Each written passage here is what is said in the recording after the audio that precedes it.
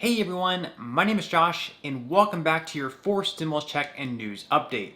In today's video, we have a lot of news to get into, but first, if you would like to receive 2 free stocks from Webull, valued up to $2,300, make sure to claim them by clicking my link, which you will find in the description box below.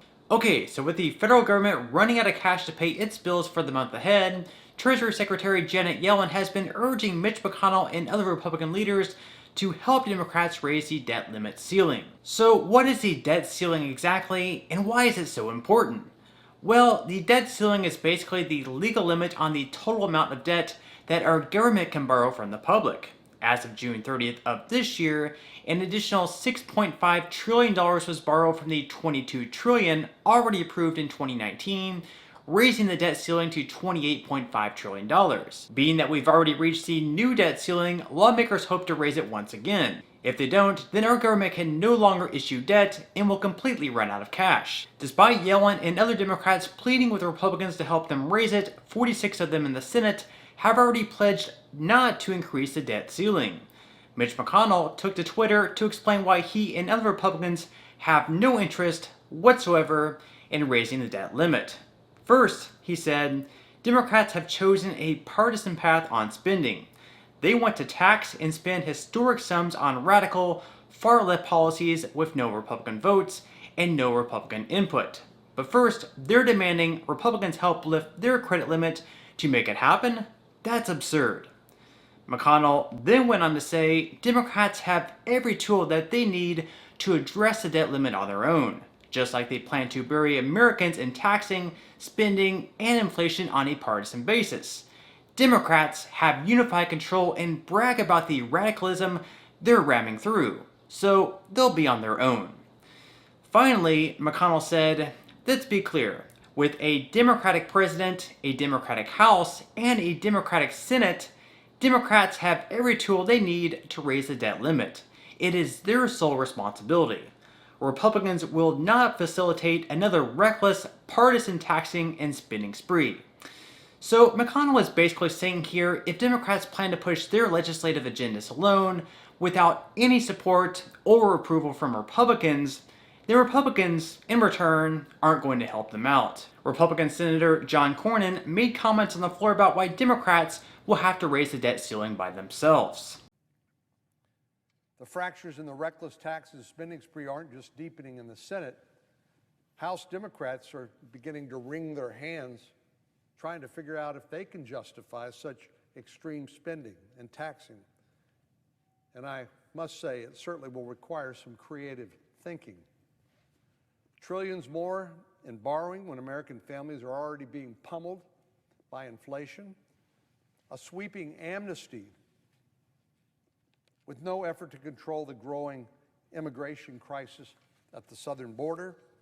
Tax hikes on American families and small businesses.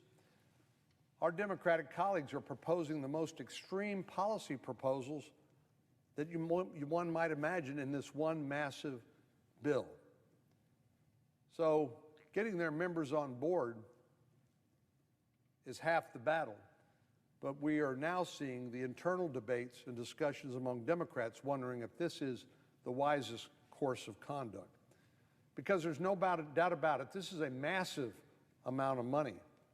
And Democrats are going to have to raise the debt ceiling by themselves if they want to write a check that big. This is where things get a little kooky.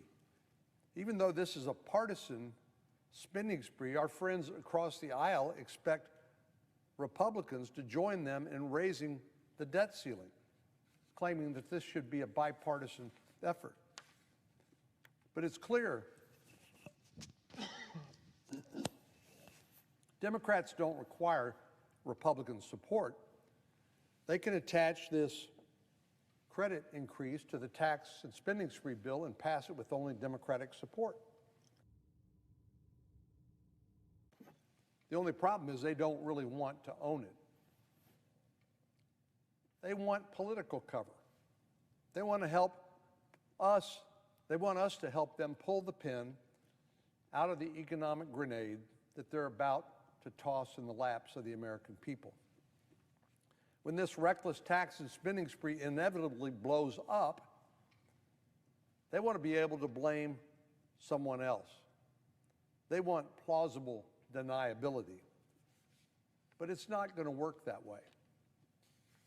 Senator McConnell, the Republican leader, and folks on our side of the aisle have made it crystal clear on that point for months. If they want to spend alone, they're going to have to address the debt ceiling alone. Our Democratic colleagues can't cut Republicans out of the process when it's convenient and then beg for cooperation when they need someone else to blame. I have no doubt that our colleagues across the aisle will come up with a host of gimmicks to try and get Republicans on board. Some have suggested threatening to shut down the government or withholding critical disaster relief.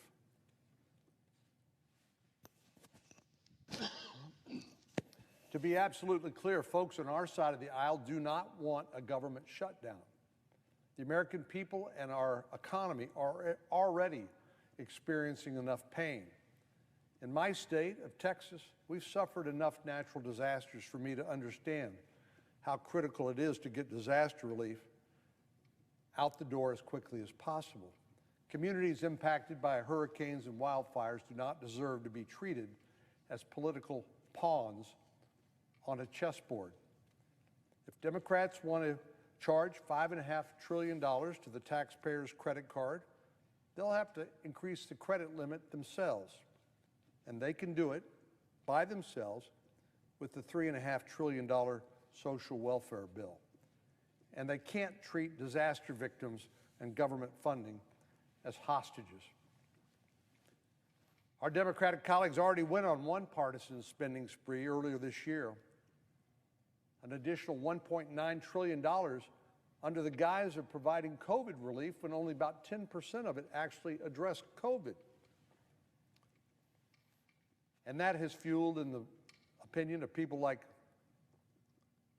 former Democratic economists, office holders, Larry Summers, for example, who said that we are risking a growth of inflation which will raise prices on commodities and things that people need in their daily lives in order to live, and thus form an invisible tax.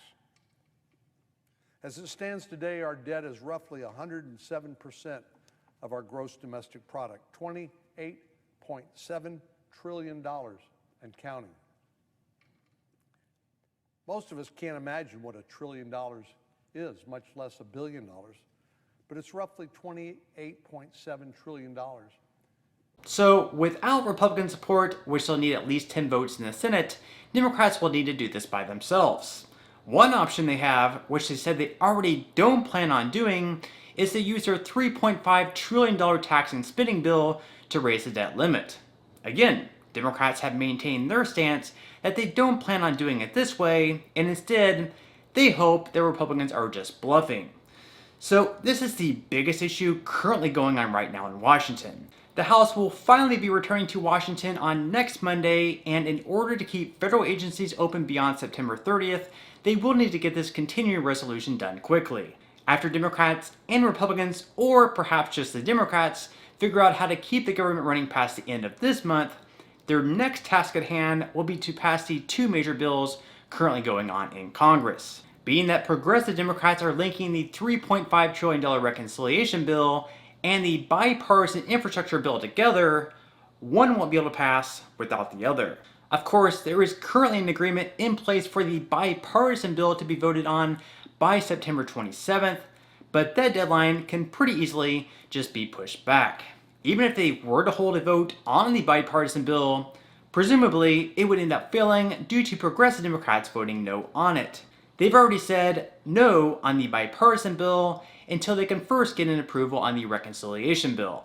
We've also heard progressive Democrats in the House, such as Alexandria Ocasio-Cortez, call the bipartisan bill anti-climate and that it was drafted by ExxonMobil. In their mind, the bipartisan bill is just another $1 trillion, and the most important bill that they absolutely need to pass is the $3.5 trillion one.